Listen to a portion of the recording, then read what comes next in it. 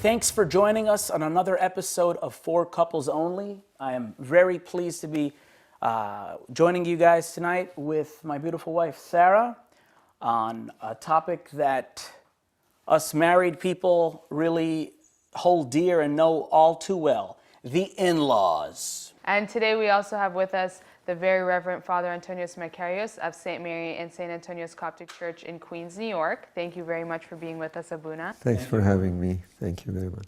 So as we do with every show, we're going to start off with watching a brief segment of a scenario. Again, dealing with the in-laws and some things you may be familiar with or may not. Enjoy. We'll come back to you in a second. Go to the clip. Actually ended up going there. Yeah, it ended up being just the perfect weekend. We had a really nice time. Got to go all around, and we went to the outlets, and we had just really awesome sales, Mom. You would absolutely love it there. Yeah, so we can just set it up for next weekend, and we could just, it'll be fun, Mom. We'll just go and spend the weekend together. Yeah. Yeah, okay. Yeah, we'll see you then, Mom. All right. Love you. Bye. Was your mom again? What? I'm just saying, your mom's calling like every day now. Yeah, and what exactly is wrong with that? I'm just saying, look, every time she calls, we end up having an argument about something. Oh, and that's her fault, right? Look, every time after she hangs up, we end up having a conversation about something, you request something very unreasonable. It's just, it turns into an argument.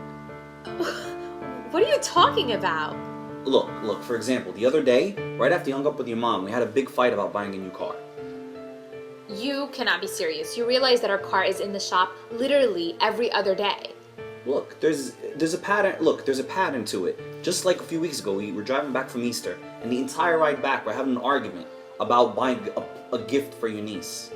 I don't even remember these things. I don't know how you remember these things, but now that you said it, with my niece, you realize she graduated from high school. It's only appropriate to buy someone who just graduated from high school a gift. Look, right before we got in the car to leave, your mom pulled you to the side and had a huge conversation with you about buying her a gift. So you just don't talk to her anymore. Like, you don't have to talk to her every day, every week, like, not even every month.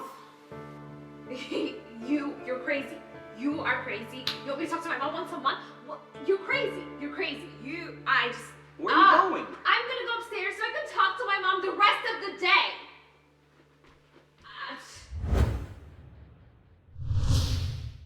And we're back. Abuna, Sarah, Very interesting let's discuss stuff. this. Let's. This is... Many issues to discuss today. That That's was a right. very interesting video. Abuna, can I just ask, what did you think of what we just saw right now? I mean, is this something that you hear a lot of? It's very interesting to see what's happening, and it's very real. It happens every day, and there are so many issues that involve that situation that we just watched. One of the situations is that if I start with the wife talking to her mother on the phone, if I heard her right, she was enjoying the talk, that's no problem. I felt like they are making plans for the weekend. Oh, yeah, they were actually, in the very beginning. Okay, that's one issue. And I don't think the husband, when he came in, that was his own issue. His own issue was that, oh, you're talking to your mom again. And here comes the second issue from the husband's side, that he's not happy about the excessive telephone calls that take place between his wife and her mom. So before we go on, because I think we can really break down many different things that we saw. Talking about that first issue of the wife making plans, I guess maybe without the knowledge of her husband. I mean, like, I can relate to that as a husband, but I also can understand that as a spouse. What is your take on that, Abuna? Well, I think we need to go to the basics Please, yeah. And one of the basics that in marriage, in the ceremony of marriage, the gospel that we read is from the Gospel of St. Matthew, chapter 19. And part of it is said that, I might read it here, for this reason, a man shall leave his father and mother and cleave to his wife, and the two shall become one flesh. Here we're talking about the husband leaving and cleaving, leaving his parents and cleaving to his wife, and the two shall become one flesh. And then in another part of the ceremony, the deacons sing this part for the bridegroom. Abuna, sorry, if you want me to sing it, I'm not really prepared for that at this moment. You don't have to do that. No, I'm just sorry. Carry on. Okay. I'm sorry, Abuna, to interrupt you. The deacons sing this part for before we are going to give the commandment to the bridegroom, and we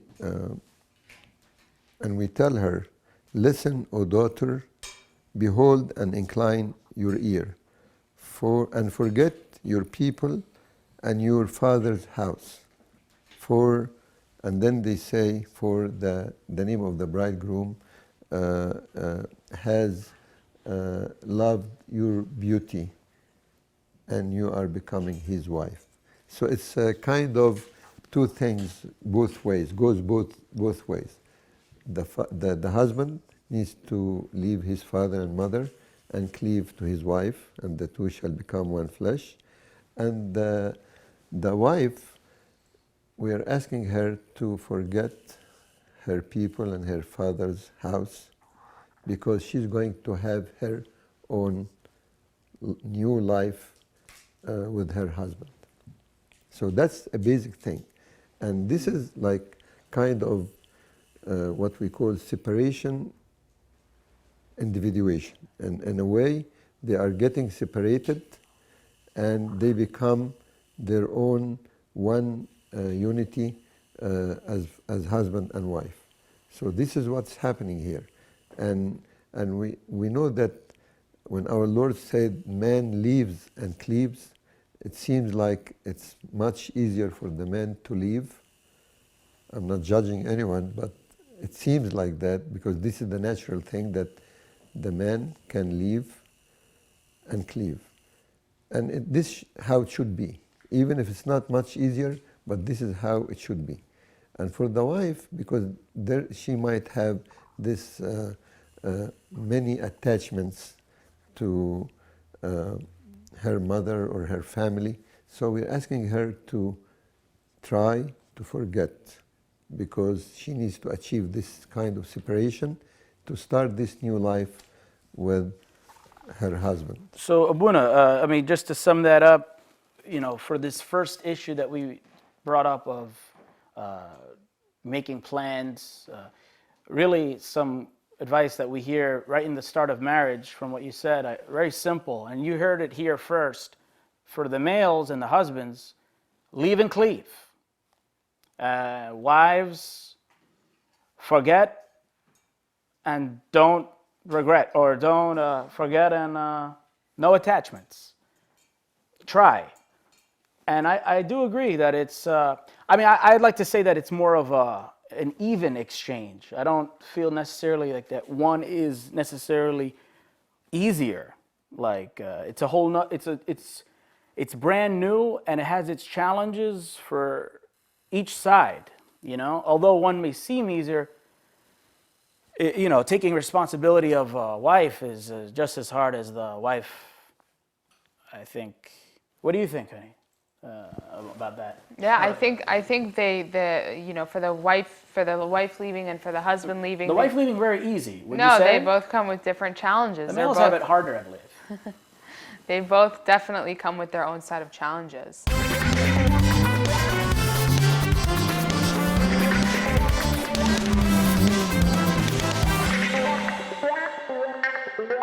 I wanted to ask you, what is the balance? Because he wanted her to talking to her family or her mother, you know, only talk to them once a month. And I personally felt like her reaction was kind of justified. Oh. So Buena, what do you think? If you don't mind, I mean, I think you can handle this one. Okay. It's very interesting because if he makes unreasonable demands, he will be met with unreasonable rejections. There is action and there is reaction. So I think it should again be discussed in a more in a Christian way. Basically and fundamentally, our parents need and deserve our respect. We are in the Ten Commandments, we are told to honor our fathers and our mothers. So this is a basic thing. So, and the in-laws deserve the same respect that we give to our own parents. This is a basic thing. So I don't think this point is made clear. It should be made clear that I love your mom. Your mom is so dear to me. And I respect them. You respect your mom. I respect your dad. And your parents are my parents. And this reminds me with the story of Ruth and Naomi. Ruth told Naomi, your people are my people, and your God is my God. And in these these few words lies a lot of truth. One of them is that you feel that her family is your family as a husband, and she feels that your family as a husband is her family. That's very important because we tell people who are planning to get married that you're not marrying just the person. You're going to marry the person who belongs to that family. So you're going to have a new family that you're going to be joining. And the same thing for the wife. She's going to have a new family that she's going to be joining, the family of her husband. So mutual acceptance from before marriage is very important. So, Abuna, if I understand you correctly, you're saying that, you know, the basics need to be in place for that to be a healthy situation. But, you know, in an ideal scenario, and if we were really looking at what should be the model, absolutely. But in our day and age, you know, or in necessary, like, you know, in certain marriages where this information was not clear to one party, one spouse, then, you know, you want, let's say you're doing your part. You love their parents, your spouse's parents. But let's say it's not the same way for your spouse and your parents. So you're doing what you can do. What about what you can't control? Okay, that's very, very important. This is a very, very good question. Honoring them and respecting them and dealing with them in patience and gentleness and kindness does not mean that there are no boundaries. There are boundaries. And the lines has to be clear and well defined. So there are few things that we can say. When you're doing all what you're doing as a Christian and dealing with them, respecting them, that does not mean or require you that you submerge all your own feelings, okay, or desires or preferences and deeds in the service of doing things their way. You cannot do that. It's not acceptable. Because now you are separate, you're an independent family. And I like to say this is the small church that you have in your house, okay? And you have the right to do it your way, both of you. Not the husband's way, not the wife's way, but both of you way, if I can put it this way. Very interesting. So would you say like establishing new traditions is very important for a couple to try to do? Like, yeah, you're drawing the lines, you're defining the boundaries. That the in-laws need not to be demanding or telling you what you need to do or what you have to do or where you must go, it's not their business. They can advise us, but not to tell us what to do. So the first thing is that you cannot submerge all your own feelings and desires and preferences and needs just to do things their way. This is okay, one now I fact get you. to define the boundaries. We're okay with that? Yeah. Now Okay. I understand. Yeah. Move to the second one. It doesn't mean that you must permit them to respect, control, or manipulate you for their own selfish ends. If we put it this way, might be a little bit harsh, but in other words, that you have your own separate life. They need not to intrude or control, okay, or disrespect what you're doing or what your choices. This is your own. You decide on it by yourselves, together, as a husband and wife. Doesn't mean that you don't consult them, you don't take their advice, you don't ask them and counsel them. That's okay. You hear a lot of advices, but you, in the end of the day, you decide to do what is good and suitable for both of you. And then the third thing, dealing with them in a Christian way, it does not entail obeying all their parental requests or requirements. You're not little children anymore. You are independent, you have your own lives, and that's something should not be offending anyone. That doesn't mean that you lost the Christian love. They cannot keep telling the new married couple, you must do this and do that and do this and do that. They can give an advice as loving, caring parents, but they cannot control your life. And I think this message needs to be sent to the in-laws more than to the newlywed couples. I mean, the in-laws should know that these people now are independent. They need to lead their lives their own way, not our own way.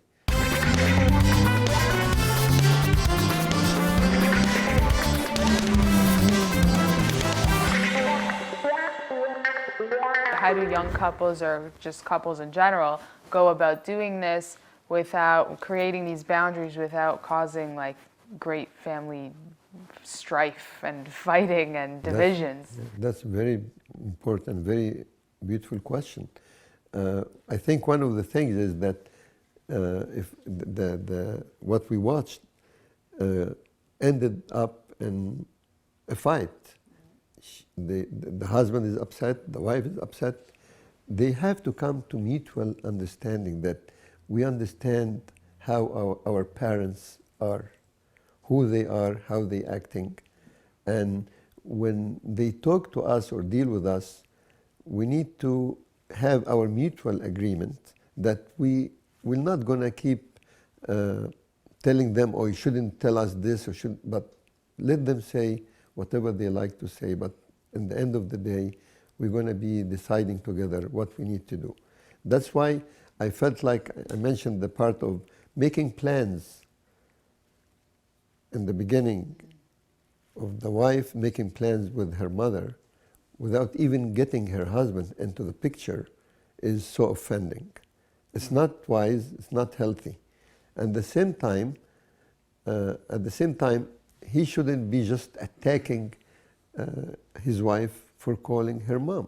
He can, in a wise way, explain to her that she's your mother. You can talk to her anytime you want. Well, he actually, Abuna, sorry to cut you off. He says, when we were watching, he wants her to call her once a month.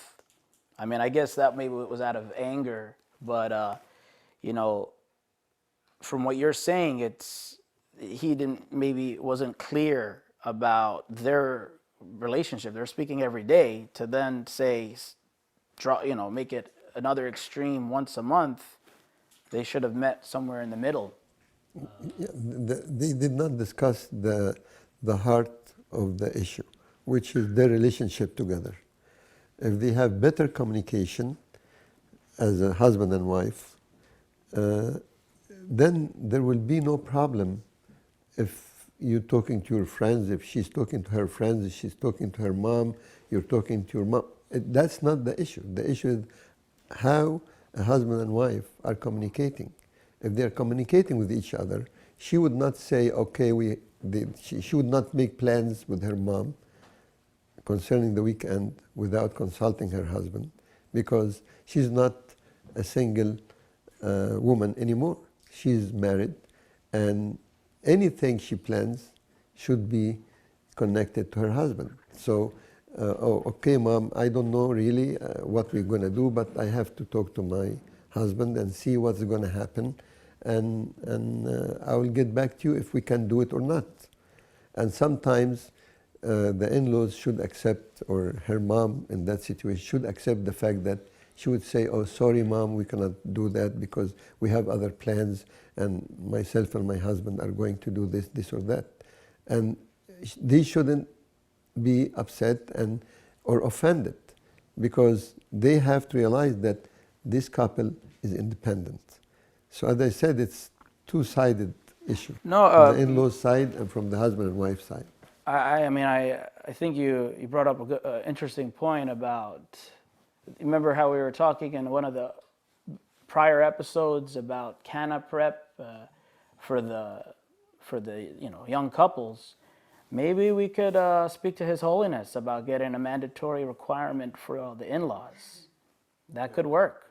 I mean, I think, because other than that, back to Sarah's question, in all seriousness, sometimes there's no easy way to draw that line with the in-laws, because they're just like, this is their kid. And as much as in the wedding ceremony, we say, leave and forget your parents, there's no message necessarily for the in-laws or for the parents to let go of their kids or to make that easier. That's the word, letting go. This is exactly what they need to learn to do. And it's kind of that we think we own our kids forever, and that does not happen. There's a stage where they are separate, they are in their own individuals, and then when they get married, they have their own system of life as husband and wife. So it's a different story. And it's difficult for the parents, but I think they will get it if we deal with them in all loving kindness, gentleness, and yet we can, in many situations, be firm in saying, sorry, we cannot do that. No, we cannot go at that time. We cannot make that plan with you. We love you, Mom. We love you, Dad, but sorry, we are unable to do it, with all the love. And then you make up the time that's suitable for you to maybe go and visit or talk to them or meet with them or anything. But they need to, as a couple, the husband and wife, need to emphasize the fact that they are separate and independent. And the problem comes when one of the parties is so dependent on his own family. The wife so dependent on the mom, or the husband dependent on his mom, and that becomes an issue, because he would come and everything, oh, my mom said so and so, my mom said so and so. That brings a lot of agony in the relationship needlessly. Yeah.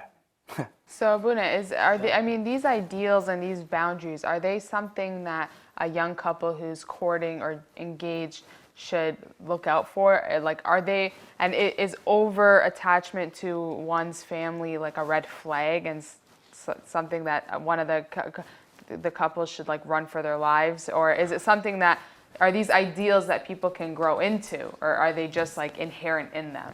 For the ones that aren't married yet. Yeah, for ones who aren't married. This is very, very important, that these issues need to be addressed before marriage. And if this is happening, they have to talk about it, because... Well, what's happening though, Abuna? The dependency. But what do you look for? Like, how do you know that?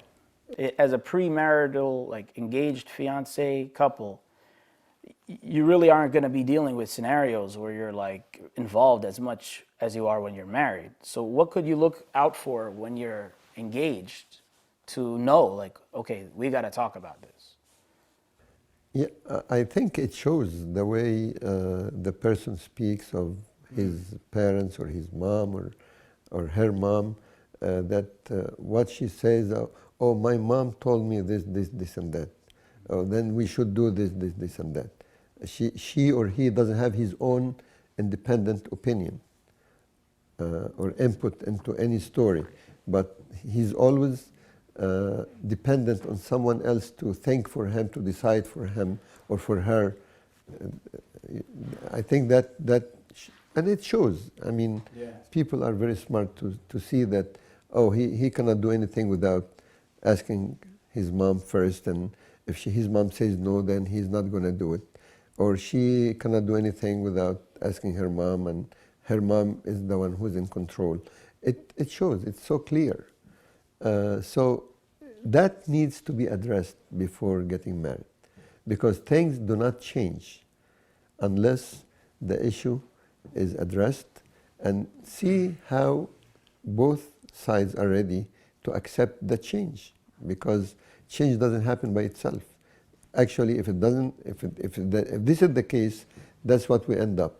People fighting, and the husband is making unreasonable demands, and the wife is so upset because she is talking to her mom, and she does not realize that this situation kind of like the husband doesn't have any control. Even the wife doesn't have any control, because the mom is making the plans, and they just have to follow the plans.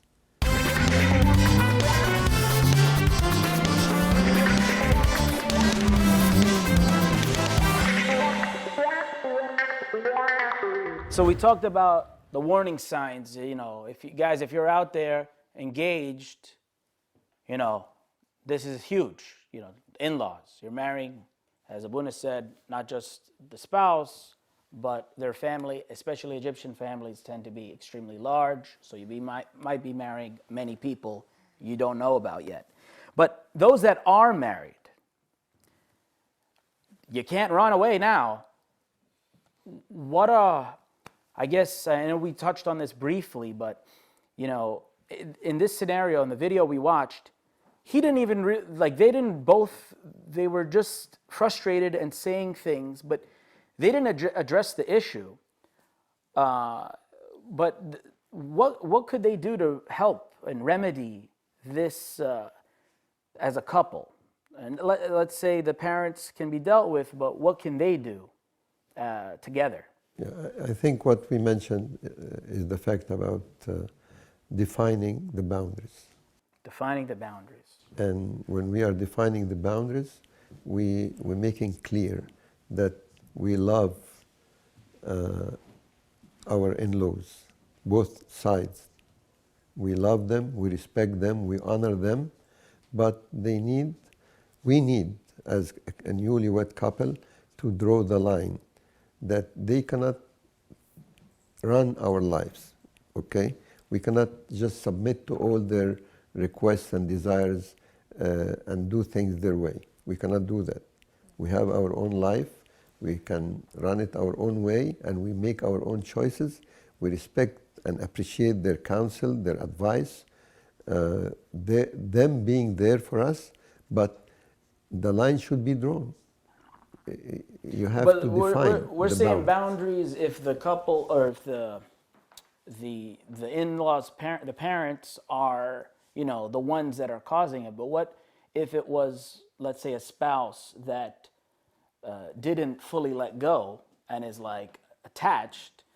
Now the parents, maybe it's not them, it's the couple.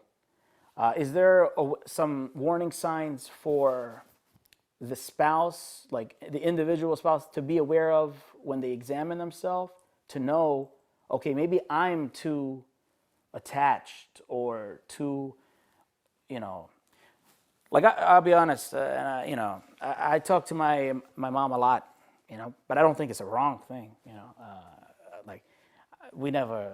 I'm just hearing this conversation, this dialogue. I'm like, maybe I'm talking to my mom too much. Is there things that are like ways to know, like if you need to take some extra steps to be healthy? The psychological independence, that you would feel that you are independent, no matter, because means of communication now makes everything possible anytime. Email, text, voice, video. Yeah, We do it everything. all Yeah. with my mom. Yeah. And my dad too, but more my mom. Yeah. So the point here is that psychological independence, emotional independence, and emotional maturity. That although we are doing this, but doesn't mean that we are controlled by them. That's something that's very important. We love them, we honor them, and we try to, if there is something that we can do for them, we do it within the limits, because sometimes we are asked as newlywed couples to go where we're not supposed to go. I mean, within the limits. There are boundaries. Again, the word boundaries here must be addressed very highly, because we cannot just be like run by their own way of life.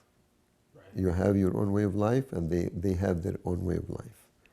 With respect to their life and their way of life, they need also to respect your own life, or the newlywed couple's life and their way of life.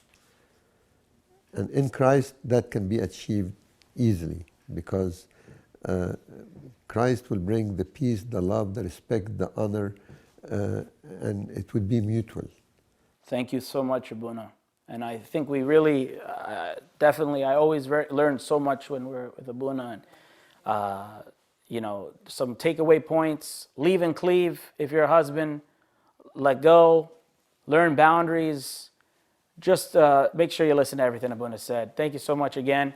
And please join us next time, as we will really just get into all the couple discussions here on For Couples Only. Thank you. God bless.